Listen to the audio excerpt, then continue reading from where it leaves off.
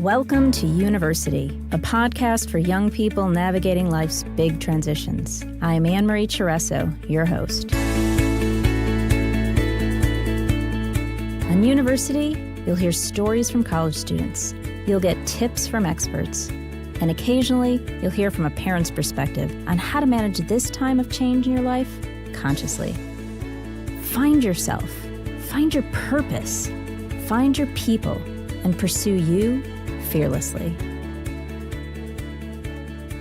Hey everyone, welcome to this week's episode of University. I'm excited for you to meet Shaina Zafar today.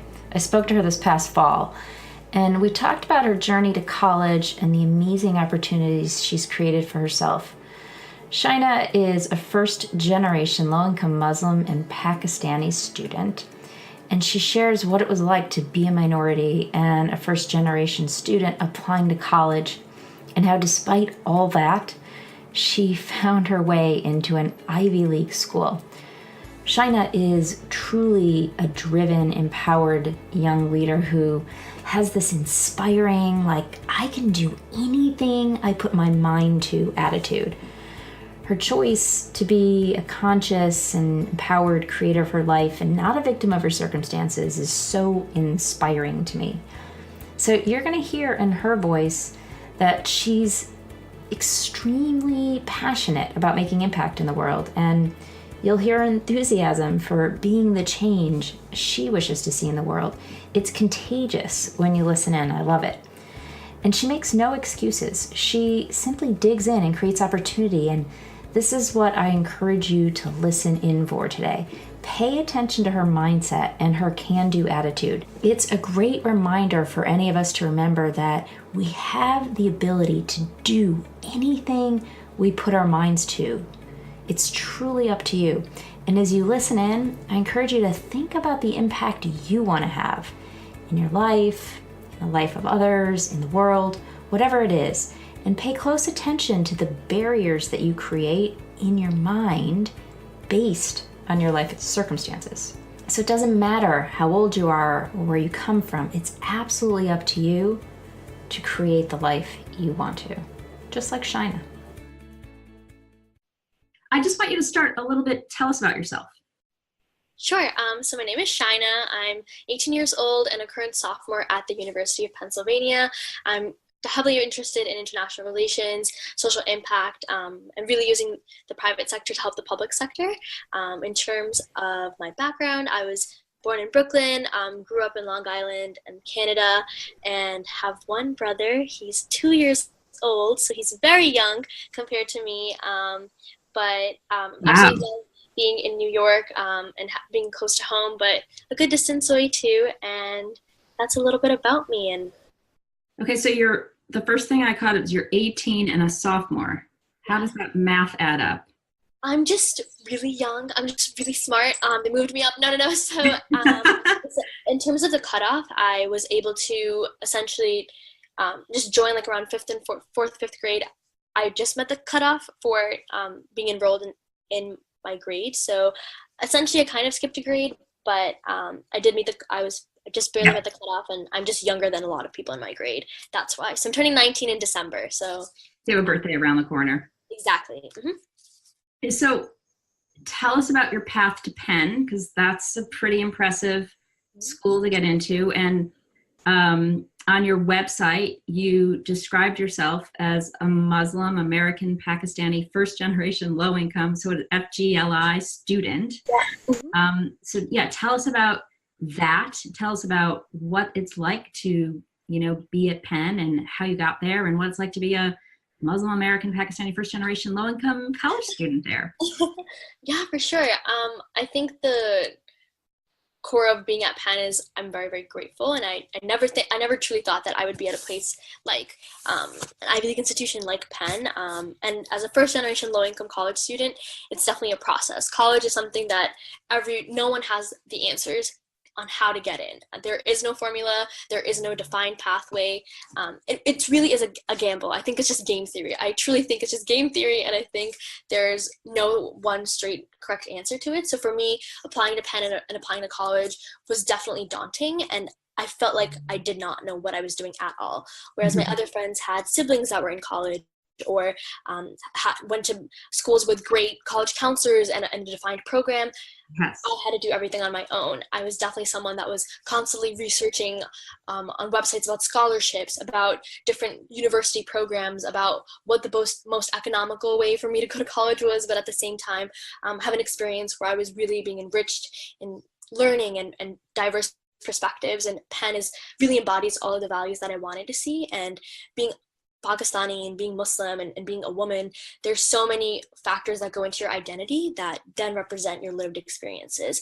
So for me, when I was applying to colleges, I definitely looked into the programs that I wanted to do, and the location was something that mattered to me. I knew I wanted to be in a city environment, and that I wanted to still be close enough to home, but not too close. And Penn really embodied that. I think it's an interdisciplinary institution, and just the people you meet at the end of the day are what matter the most. And that's why I think I love Penn. It's the people. That's what's unique to Penn, and that's really the value proposition of being at a place like here. And I think for me, I was very fortunate enough to get scholarships and be able to afford Penn, and know that financial aid and having the support of my university was important to me, and is one of the core reasons that I'm even at Penn, was dependent on that financial aid. And I was lucky enough to be awarded scholarships and be here. But definitely I think what's different to my experience is that now being here, there are a lot of people that do have that privilege, that do have socioeconomic privilege, or are legacy students, or just have a different lived experience than I do. And now being here and having some of that educational privilege, it then becomes a question for me to know, how am I going to then empower other people? How am I going to extend out the impact that I've had, or make sure that people around me are also have the same resources that I was fortunate enough to have. So when I applied to college, I did a program called QuestBridge, which is essentially a program for first generation low income students, specifically people of color. So as a QuestBridge scholar, essentially if you are matched to a university, which includes their partners like MIT, Penn, Oberlin, a bunch of liberal arts colleges, as well as just top tier universities, you would then have a full ride to the university. I was just a finalist for the program. I did not get the full ride, but through QuestBridge, I found a community of students that were also like, I don't know how to write my essay. Can someone edit and look over my application?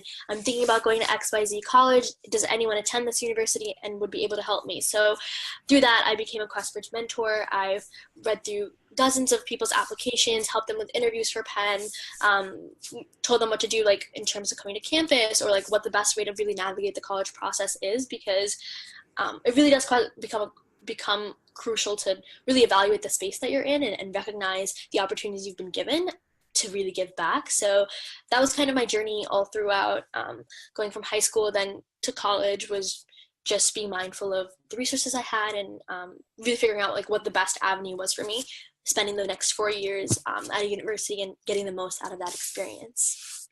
Yeah, you're blowing my mind right now, because I'm learning a lot about all these resources that, I'm a white person of privilege whose kids don't have access to those resources or need access to those resources. So I don't even know about them. And you are a first generation college student with not an older sibling or anything. So how in the heck did you even figure all this out? Yeah, You're really driven and really committed. Seriously. Thank you. Yeah, I think it was definitely, I'm lucky that I did have great access to internet, and I've always been constantly on my laptop. And I was definitely someone in high school as a person, although my studies mattered to me and I was taking AP classes and rigorous courses, somehow like the things that you really take away, especially I think just in general in life, are the experiences that you have. So I remember one time I was applying to like this conference just to attend it at the UN and at the World Bank, and I was filling out the form, and then the question asked me like, please state your affiliation. So it was like college student, business owner, diplomat / foreign leader, and then it said other. So I was a high school student. I was a junior in high school at this time, and I was like, well, I'm not any of these things. So I clicked other, and I just like put student, and I sent in my application. And then a few days later, I get an email, and it says, congratulations, you've been accepted to come to our program. Please let us know if you can attend. There's a wait list. And from my perspective, it was just something that I found looked interesting. I just applied to it. I then ended up going to this conference, was the youngest speaker at the World Bank, at the UN. And to me, like, in essence, like, that was embodying a lot of my high school experiences, was me just finding opportunities and just going for them, putting myself out there, whether it was a conference or whether it was applying to scholarships. I just did these things with no expectations and just, said a quick prayer, like said, hoped for the best, put my best foot forward, put good positive energy, into whatever I was doing, and then just went for it. And I think that really at the core of who I was or why I got into Penn or any of that was my experiences and who I was as a person, more so than my GPA or any other characteristic. And I think it was more so like I knew that because I didn't have these other resources, if you put in the work and if you put in the research, there are endless opportunities for you to explore and really delve into, but it's just a matter of you taking those first steps. And being a self-starter was just something I had ingrained in myself since I was young from my family values and the environments that I was in. And I think it does also go back to the environment of like your parents and like knowing that my parents are immigrants to this country. And I think the immigrant narrative or this concept of the American dream really does rely on the generation that comes after, the people who have first come to the States, and like the impact you're going to make, because really you then embody the future success for your family, for people who look like you, for people who have the same experience as you. And I think that's really why that idea of being a self-starter or being driven, as you said, just came from my family values and my past experiences. Yeah, what's really striking me right now is I'm hearing a lot of there's a bunch of things rolling around in my head right now. I'm like, which one do I grab first? So, this idea that the GPA and all that doesn't matter as much as like the core of who you are. And, as I'm hearing you talk, and as we've been talking even before we started the interview, I'm really getting a sense that you are authentically showing up as the person that you are, that this stuff is really, you're not doing what you're doing for it to be on your resume so that you get into a particular school. I mean, this is really who you are. And I mean, you're 18. If I read your resume, like you're the chief of staff at JUV Consulting. You've been recognized as a Coca-Cola scholar and a Ronald McDonald scholar. You're the youngest speaker at the UN and World Bank for the International Young Leaders Assembly. You received the President's Volunteer Service Award. You've been part of Bank of America Student Leader Program, AOL's Built by Girls Wave program, Cold Spring Harbor Park. Lady Gaga's Born This Way Foundation. That one's fun. And you served as the Chanel Kindness reporter. Is it Channel or Chanel? Mm-hmm.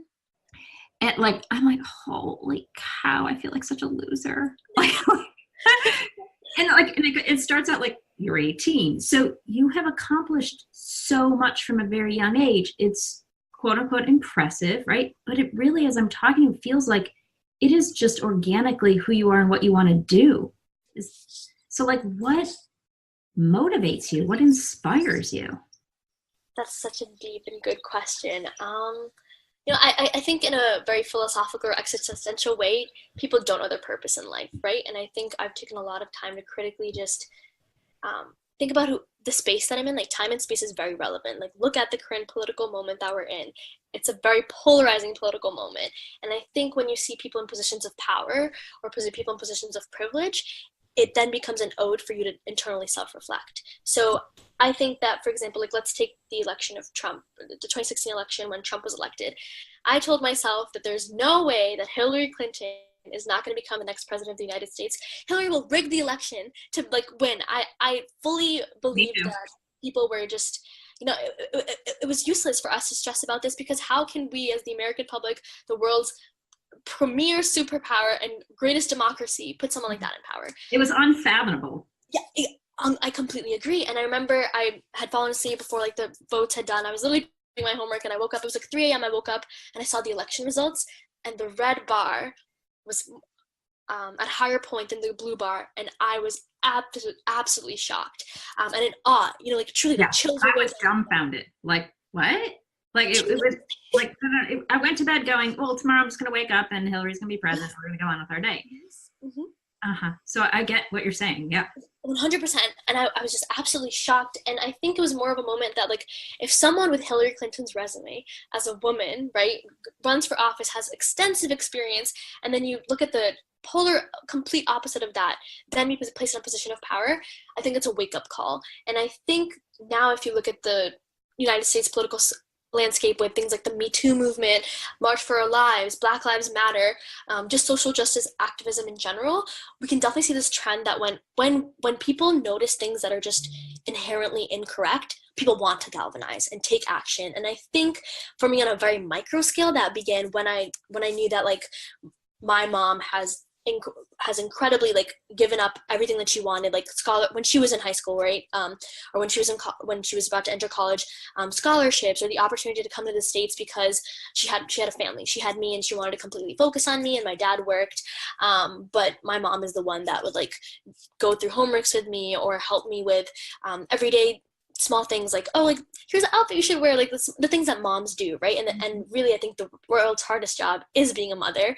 But I think that having role models and people that really embody so much hard work and conviction is that what then obviously turns to motivate you, and people are a product of their environment. So I think that this is true on, like, a micro scale for me, but also on a macro scale, it's just that if you want to create impact, like, your age should not be something that factors or limits you. And I think even if you're reading who I am as a person, I'm a first generation student, I'm Pakistani, I'm Muslim, I'm a female, but I think that people like boxes and people like categories to really pigeonhole themselves into them. But in reality, at the end of the day, I'm just another human being. Or I think, for example, I'm chief of staff at Juve, and being at Juve, we work along with C-suite executives.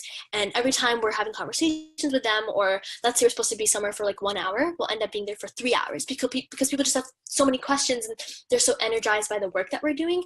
And I think that'd be true anywhere, right? Like, I think going back to empathy, having conversations with people is so crucial. The reason I think a Democrat and a Republican couldn't sit at the same table and have a conversation is because they lack empathy. It's not about me agreeing with your points or me completely changing my mind, but it's about me being open-minded enough to say, I recognize where you're coming from. I think you're incorrect because of this reasoning, but I'm still willing to listen.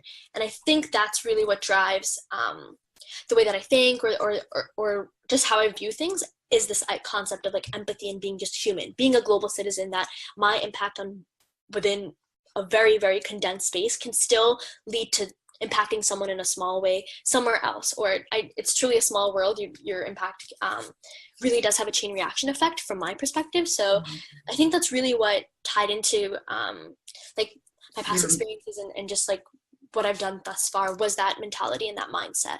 Yeah, I can feel it in you. I could feel, like, this moving forward energy, like, I'm not going to let anything stop me. I want to make impact in the world, and I'm not going to let age, gender, race, anything get in the way, because underneath it all, I'm just human, just like everyone else. And that's one of the things that I think is so important about this podcast, is that with you guys talking to each other, and everyone, a lot of students I'm talking to are saying, I'm feeling X, Y, or Z, or I'm having this experience. Yeah. And then everyone else is raising their hand saying, I feel the same way. And so we're not alone, and we're all the same underneath all of these personas and these labels. We're just someone, like, out there trying to find a way to be happy and fulfilled.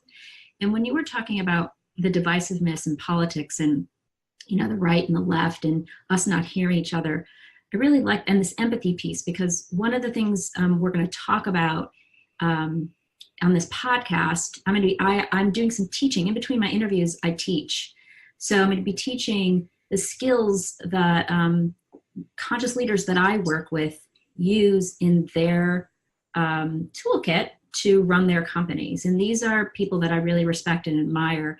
And this idea of bringing empathy to a conversation and listening consciously to one another. I think what happens is we get really righteous in our beliefs, and that righteousness just comes from fear, right? Like, we're just afraid, and we're afraid if we open up and get empathetic, that we might lose some ground or standing, when it's really the opposite, right? Like, when we open up and when we're empathetic and when we hear the other person's side, they actually soften and become empathetic. And then there's this huge opening for collaboration and for connection. And it all starts with connection and collaboration and creativity. All of that stuff opens up in this space of empathy and conscious listening. And you're a witness to the culture that we're in right now in our political world. That doesn't exist. We're all stuck trying to prove ourselves because we're all so afraid. Now, you talk about one of the things on your website, I read the phrase, minorities are not minors, they're marginalized communities. Yeah. Will you expand on that idea and how that idea has shaped you and shaped how you live? Yeah, I was listening to a talk like in high school, and I can't remember the name of the individual, but it was basically this really strong like Latino woman, and she got up on the stage and she said this one phrase that was like, quote verbatim, like, minorities are not minor, they're marginalized communities. And I think for a lot of my life, I used who I was as a person, like going back to the idea of identity, right? Like your race, your religion, what your socioeconomic background is, as factors of strength. They were not my weaknesses. They were instead things that I could leverage. And when she said that minorities are not minor, it kind of changed my perspective on the way that I looked at my identity and just in general different groups of people, in the sense that I think that, like, going back to almost like the idea of like colonialism or like white man savior syndrome, things like that, where we tend to just skew our perceptions of people in extremes. So you fit this category and you've gone through these experiences. These are XYZ ways that we can help you, or this is the best way for us to assist you, or like, here's what you should do, right? We treat things in terms of extremes. And I think that when you say that minorities are marginalized communities, that's a bit more accurate, because number one, you're not diminishing their value, you're not diminishing their experiences or their struggles and their ordeals, but at the same time, it's almost like to be empowering to them as well. It's this reciprocity that I don't think comes from the word minority. And I really do think the crux really is the word minor itself. Yes. So I think that's why that was just something that really resonated and struck with me, because a lot of the context that you think about people of color in is of the disempowerment or the negativity of it, or the generalizations that we'll use to describe people's struggles really can be just like very misconstrued. And I think that there might be things that specific communities, whether it's the LGBTQ community or the African American community, have experienced, but using minorities, I think, can take away from all the successes and all the great positive forward movements that have also done and come to fruition. So that's kind of why that's resonated with me, and that's something that I like to talk about. And I think it starts a good conversation with people too, because if you really critically think about it, there is something to be said even about the words and the vernacular that we're using. Oh my gosh, the word itself. Minor. I mean, I love words. I love etymology. I love breaking words down. Yeah. Words are powerful. If we don't pay attention to the words we're using, consciously and unconsciously, they're our ability to communicate, and what makes us different from animals. Like, we use words to communicate. Sure. So I like that you're touching on that and you're paying attention to it, and yeah, it's an important one. I also noticed that you're involved or started the Penn Association for Gender Equity and Asian Pacific American Heritage Week. And while in high school, you founded Code for a Cause. Why did you choose these specific issues? And how were you able to successfully integrate your foundations into your high school and college life? For sure. So in high school, so I went to a predominantly white public high school in New York, and being a person of color and being Muslim was definitely something that was difficult at times. I had moved around a lot when I was younger, and I essentially started the school in 5th grade. So when you in the school district, it was like 7th through 12 was in one building, and then like all of kindergarten to 6th grade was in another building. And remember one of the first experiences that I have, it was like the story that I had. So I'm Muslim, but I did go to Catholic school in 4th grade, and I actually loved going to Catholic school. It was great because there were so many similarities between Christianity and Islam. We would do prayers before like tests, and for me, I love learning about other religions. I love learning about other people. So for me, I really, really enjoyed actually going to Catholic school. Yeah.